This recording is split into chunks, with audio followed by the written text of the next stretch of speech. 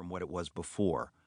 Luther was the unwitting harbinger of a new world in which the well-established boundaries of what was acceptable were exploded, never to be restored. Suddenly, the individual had not only the freedom and possibility of thinking for himself, but the weighty responsibility before God of doing so. Perhaps the most remarkable aspect of Luther's story is that it need never have happened. Martin Luther was not a man born, or later inclined, to tilt at papal windmills. In fact, until about 1520, he was as vigorous a champion of the Church as anyone who had ever lived. He desired desperately to help Rome elude the fate it ended up experiencing.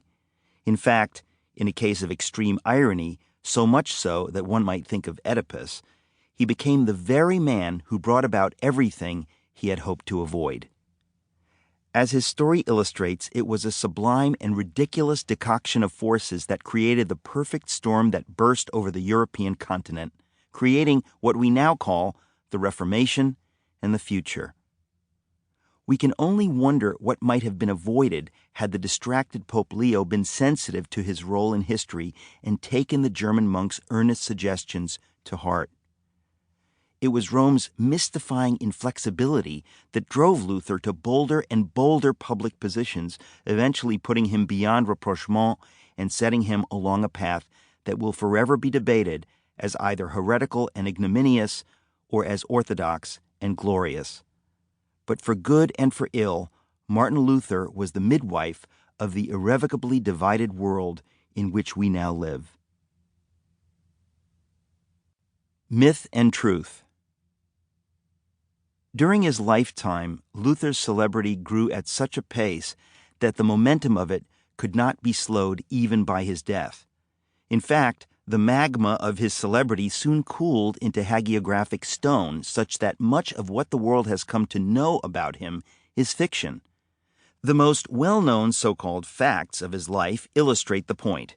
First, he was born into a family of peasants, the poor son of a miner who was raised in a home humble and cramped. Second, his hardscrabble upbringing was a brutal one, in which his dour working-class father buffeted him so viciously that it warped his psyche, causing him to see God the Father as a similarly glowering and sadistic figure to be placated and assuaged in endlessly humiliating religious contortions, or to be avoided entirely. Third, it was a literal bolt of fire from the heavens that caused the jumpy 21-year-old suddenly to blurt out a binding vow, one he had never previously considered, but that in his abject fear he indeed spoke, and then felt duty-bound to honor the rest of his born days, thus leading him to become a monk.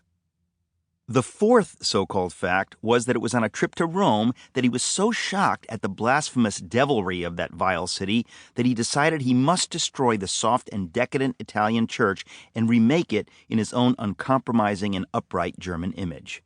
Fifth, he began this lifelong project by angrily and defiantly hammering his damning accusations against Rome onto the very door of the castle church in Wittenberg, thus putting the quivering pope on notice that his deeds had been weighed in the balance and found wanting.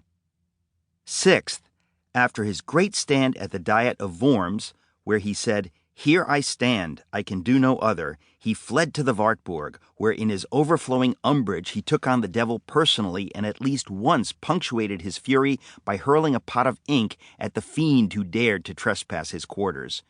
Indeed, anyone who doubts this need only go to the Wartburg to see the swart blots themselves, still staining the wall of his cell these 5 centuries later.